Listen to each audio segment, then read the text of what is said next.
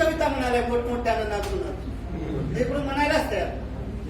हालाकी म्हणलं कोणी पाहिजे, मुलांनी चाल त्यानं त्याची लावली पाहिजे, त्याची स्वतःची चाल आहे. म्हणून म्हटलंय की जे आपण इथं मुद्दा घेतला होता की चिकित्सक विचार आणि सृजनशीलता जो आपण मारून टाकला जुन्या आधीनाच्या पण पद्धतीने. एक कविता पहा, पंख मला जर असते दोन पतंग उडवीत बसेल बोलवीच पाखरू झालो असतो आबाळावर गेलो असतो निळी निळाई आबाळाची पंखावरती माकायाची चार चांदण्या छोट्या छोट्या तोडून केल्या असत्या होत्या. पुढची चिकित्सक होता लेकरांकरिता लिहिली मान्य केली.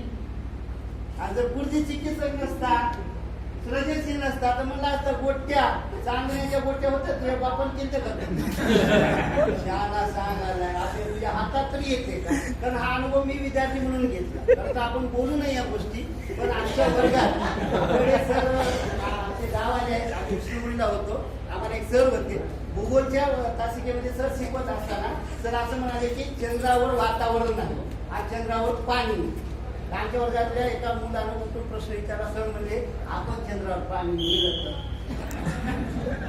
आहे ना. लेकराचा प्रश्न असा आहे कसा आहे तो चिकित्सक त्या काळामध्ये ग्रंथप्रामाण्य गुरुप्रामाण्य मानण्याची पद्धत होती.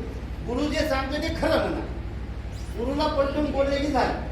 मग सरांना ते अपेक्षित होतं की मी म्हणतोय, सरांनी म्हटलं की चंद्रावर काय नाही पाणी नाही. हे म्हणाले की आपण नेलं तर सरांनी त्याचं उत्तर कसं दिलं असेल, काय अपेक्षित आहे. सर म्हणजे तू हा बाप देत बसा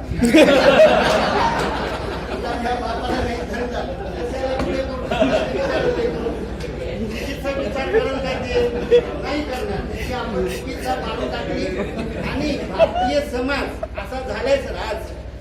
का तुम्ही आपण काय सांगतो 2000 वर्षापूर्वी आमच्या भारतात येऊन म्हणजे आमच्या भारताच्या लोकांनी त्या काळात शल्यचिकित्सा केल्या.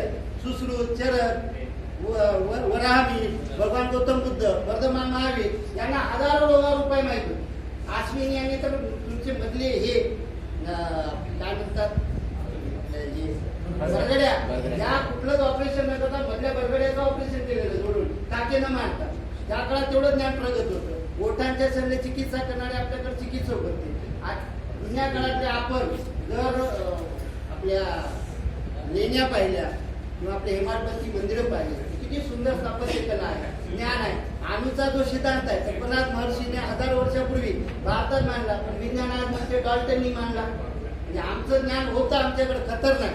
विमान जेव्हा राजबंधूला माहित नव्हतं तेव्हा आमचा रावण विमानानं फिरत होता ना. रावण आपलंच होतं ना, त्यांना विमानानं फिरत होता. म्हणजे विमानी संकल्पना भारतीयांना माहित होती. मग गेली कुठं म्हणजे काय झालं की आपण चिकित्सक विचार मुलांचे मारून टाकले. आताही वर्ग आपल्या घरात जर पोरं काय विचारायला लागलं पप्पा हे कसं आहे आपण म्हणून या भारतामध्ये आधुनिक काळामध्ये नोबेल प्राइज किती मिळालेत आपल्याला. 150 कोटीचा देश आहे की नाही. किती नोबेल आहे आजपर्यंत भारताला किती नोबेल प्राइज मिळाले किती आहे तुम्ही विचारू नका. म्हणजे उगाच काही आम्हाला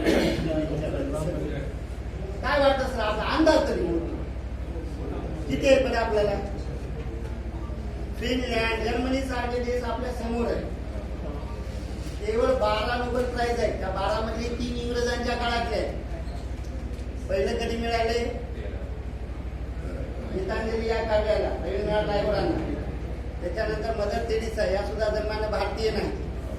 आजच्या आधुनिक काळामध्ये तर 9 मिळाले. कुठं तरी आमच्या शिक्षण प्रणालीमध्ये काहीतरी मिस होते. पण याच प्रणालीतून हजारो सॉफ्टवेअर इंजिनियर निर्माण झाले. याच प्रणालीतून हजारो डॉक्टर झाले. म्हणजे जुनी पद्धत सगळीच वाईट होती असंही नाही, त्यातही काहीतरी चांगलं पण होतं. पण काळानुरूप त्यामध्ये बदल होणं अपेक्षित आहे. म्हणून आजच्या या अध्यापन पद्धतीत मुलांना असे प्रश्न विचारायचे जे कसे असतील, चिकित्सक असतील, सृजनशील असतील आणि सातत्यपूर्ण आढावा हे या नेपचं वैशिष्ट्य आहे. कंटिन्युअस मुलांचं मूल्यांकन करायचं. मूल्यमापन पद्धत बंद झाली, मूल्यमापन नाही. आता काय आले मूल्यांकन आले. तुम्हाला पुढल्या 4 दिवसात याबद्दल डिटेलमध्ये माहिती मिळणारच आहे. म्हणून हा स्तर बदललाय. हा वयोगट जो होता आपल्या या प्रणालीतून बाहेर होता. या नेमचे जे निर्माते आहेत अध्यक्ष डॉक्टर कस्तुरी रंगन यांच्या लक्षात आले की या देशाचा 95% घटक या होता या प्रणालीमध्ये? फक्त 5%. कुठं होते ते? कोणाचे लेकर होते? फक्त श्रीमंत लोकांचे. LKG UKG मध्ये म्हणजे 2 पुढच्या नाफोड त्यांचे लेकर होते. पण शिक्षण हे सर्व समावेशक असलं पाहिजे, सगळ्यांना मिळलं पाहिजे. म्हणून आता या